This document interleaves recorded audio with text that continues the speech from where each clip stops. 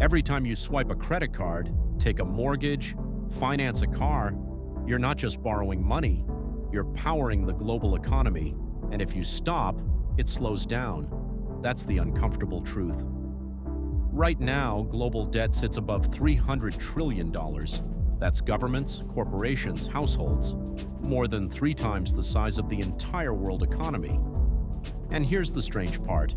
That number isn't treated as a crisis, it's treated as fuel. To understand why, we need to rewind. After World War II, economies were rebuilt on production, factories, infrastructure, manufacturing. Growth came from making more things. But over time, especially after the 1970s, something shifted. Wages slowed. Productivity kept rising. Consumption didn't stop.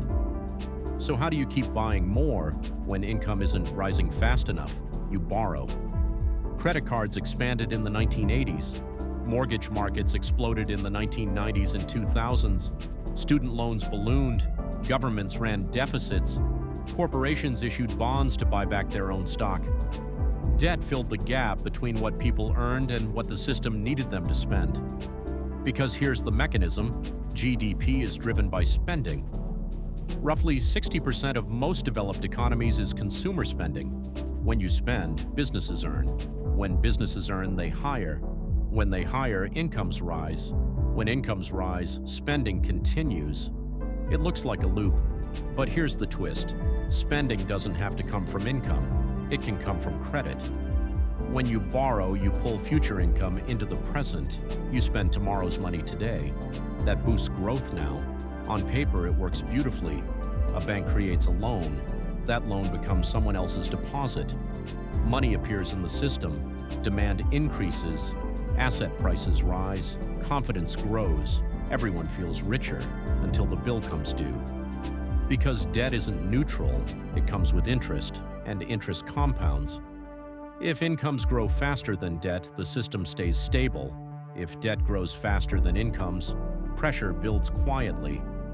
Look at housing. In many major cities, home prices have risen far faster than wages. So buyers stretch. Longer mortgages, higher debt-to-income ratios, lower down payments. Why? Because rising home prices support construction, banking profits, local tax bases, and consumer confidence. A slowing housing market doesn't just affect homeowners, it ripples through the entire financial system. We saw this in 2008. The problem wasn't just bad mortgages, it was that the global economy had become dependent on mortgage growth. When lending slowed, spending slowed. When spending slowed, growth stalled. And when growth stalled, debt suddenly looked dangerous. So policymakers stepped in. Interest rates were cut to near zero. Central banks bought bonds. Liquidity flooded the system. The message was subtle but clear. Debt must continue. Fast forward to today. Governments run structural deficits. Corporations refinance constantly. Households rely on credit for education, housing, healthcare. Even financial markets depend on leverage. Hedge funds borrow to amplify returns. Companies borrow to boost stock prices. Private equity thrives on debt. If everyone decided tomorrow to deleverage, to aggressively pay down debt and stop borrowing, growth would slow sharply. Spending would drop. Corporate revenues would shrink. Unemployment would rise. Tax revenues would fall. Governments would borrow even more to stabilize the system. It sounds paradoxical. Being financially responsible at scale can create instability. That doesn't mean debt is evil.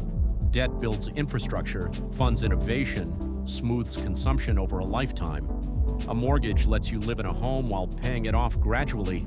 A business loan can create jobs. Debt is a tool, but the system's incentives matter. Banks earn from lending. Governments prefer growth to austerity. Markets reward expansion. Politicians prefer short-term stability over long-term balance. No one gets promoted for shrinking the system carefully. So the bias is always toward more credit, lower rates, easier terms, extended maturities. Public messaging celebrates access. Affordable payments. Buy now. Invest with leverage. Growth is framed as progress. The underlying reality is quieter. Growth increasingly requires rising debt levels to maintain momentum. The math becomes delicate. If global GDP grows at 3%, but debt grows at 6%, leverage increases. Over time, more income must go towards servicing past borrowing. At low interest rates, this is manageable. At higher rates, it becomes heavier. We're now in a period where interest rates have risen after years near zero. Servicing debt costs more. Governments face higher interest expenses. Households feel pressure on credit cards. Companies refinance at steeper rates. The system doesn't collapse immediately, it tightens. Credit standards harden, spending cools, growth slows. Policymakers face a choice: tolerate slower growth or stimulate again. This is the quiet tension at the heart of modern capitalism, a system designed to grow, powered by spending, increasingly supported by credit. You, the borrower, are not a side character. You are a transmission line. Your mortgage supports bond markets. Your credit card payments feed bank earnings. Your student loan shapes fiscal policy.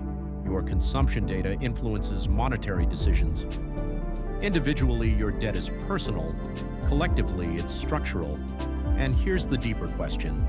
If sustainable growth requires ever-expanding debt, what happens in a world where populations age, productivity slows, and borrowing becomes more expensive? Can the system evolve to rely less on leverage, or is rising debt simply the price of continuous expansion? The global economy doesn't just tolerate your debt, it counts on it. The only uncertainty is how long that balance can hold.